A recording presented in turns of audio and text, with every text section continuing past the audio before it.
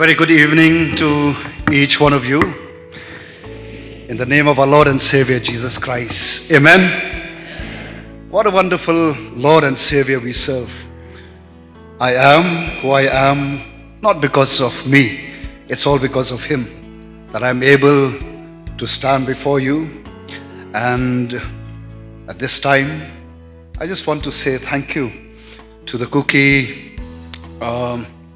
worship service, New Delhi, right from the two reverends who are here, the elders of the church, the young ones who are present here, and also the old ones.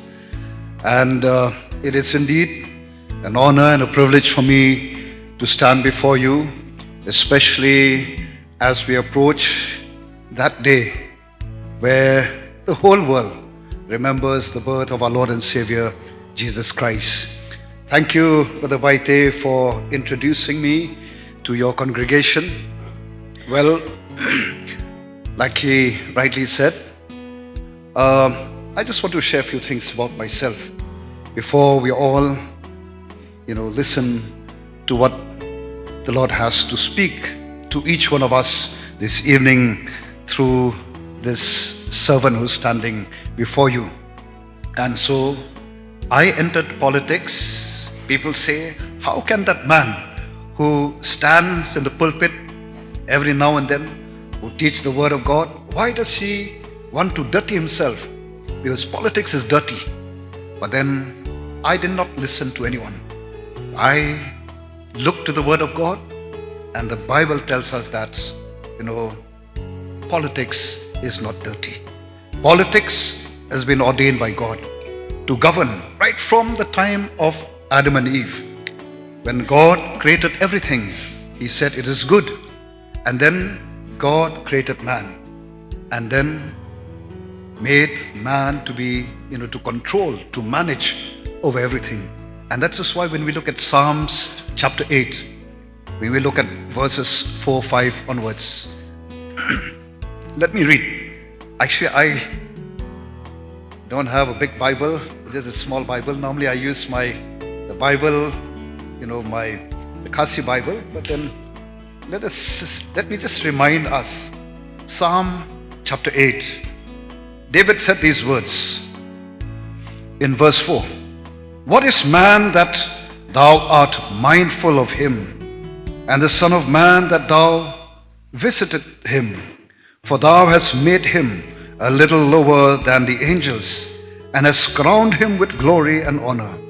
Thou madest him to have dominion over the works of thy hands, and thou hast put all things under his feet.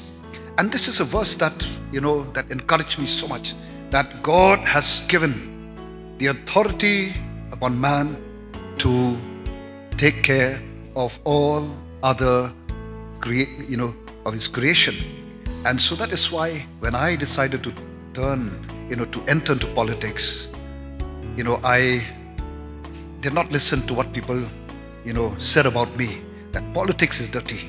I said, if politics is dirty, and politics is part of our day-to-day life, there's politics in the family, there's politics in the church, politics in our society, politics around the world. And we cannot survive without politics. But the politics that we need today is politics that is ordained by God. And that is why I encourage young men and women, to take part in politics, and politics which is divine. Politics that God has ordained. And I am sure we can turn the world around. We can turn our family around, turn the church around, turn our state, our society, and our country, our nation, and the world with the politics that God has given. Amen.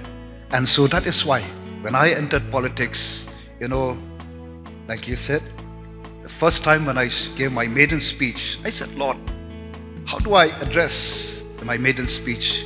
But the Lord put me those words, that it is high time that we rise up and build. Rise up and build our own life, my own life first.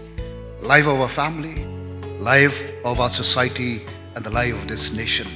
And we need God, to to help us, because it is only through Him.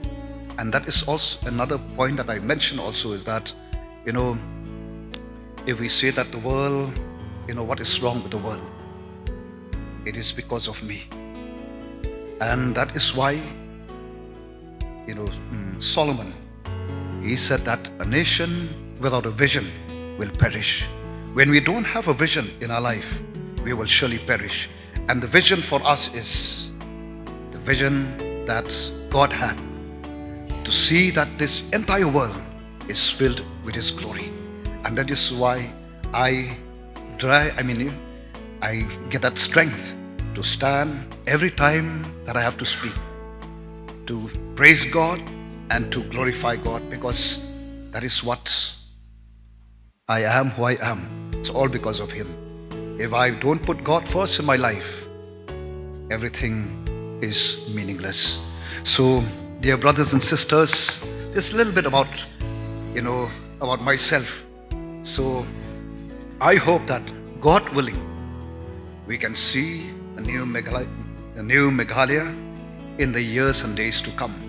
There's our party, the Voice of the People Party, which is just 3 years old. And I tell you, there are miracles and miracles happening. In my election campaign, I praise God. When I go for my election campaign, I always speak the word of God. And then, I came to know that there is a person who is not a believer who accepted Christ attending the election campaign. This is our God. He can turn things around. Nothing is impossible with Him. Amen. So, before we listen to the message from the Word of God, which I want to share with you, and this message is, since we are into Christmas, entering the month of, seasons of hope, the season of love. So I also would like to share something related to Christmas. Okay. So, but before that, shall we all put our hearts together and turn to the Lord in prayer. Oh Lord, our Heavenly Father, I just want to thank You and praise You, Lord, for giving us this time and this privilege to be in this holy sanctuary. And for me, Lord, as Your servant, to share Your word, Lord.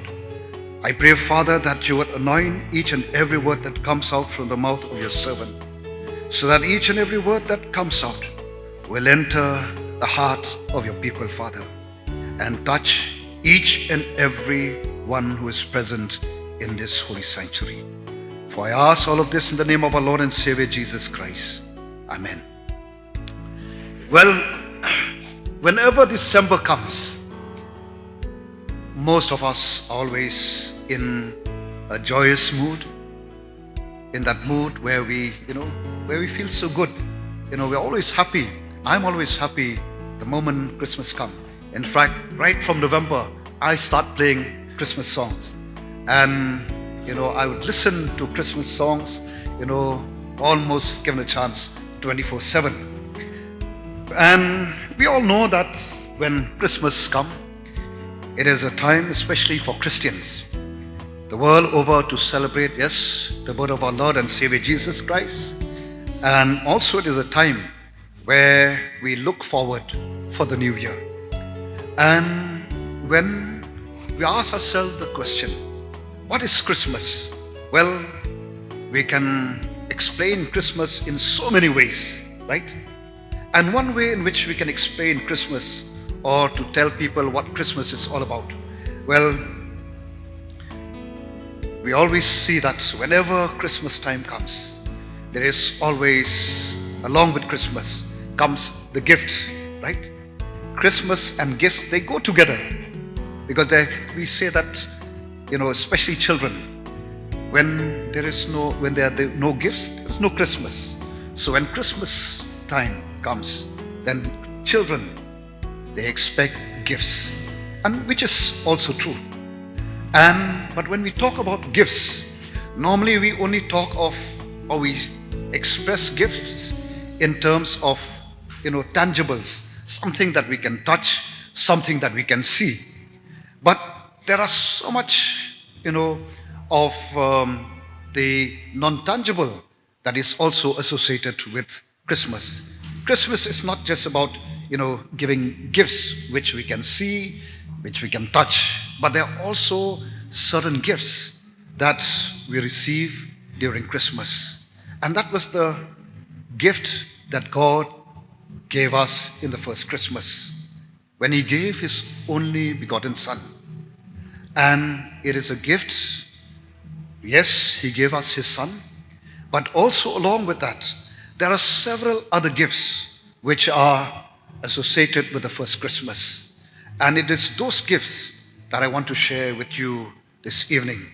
And they are the gifts that I am sure when we leave this place, we will carry and take those gifts along with us and take it to the world around us. So, what are those gifts? I have 3 gifts to offer you. The 3 gifts that was given to us by God Almighty when He gave His Son, Jesus Christ, to us.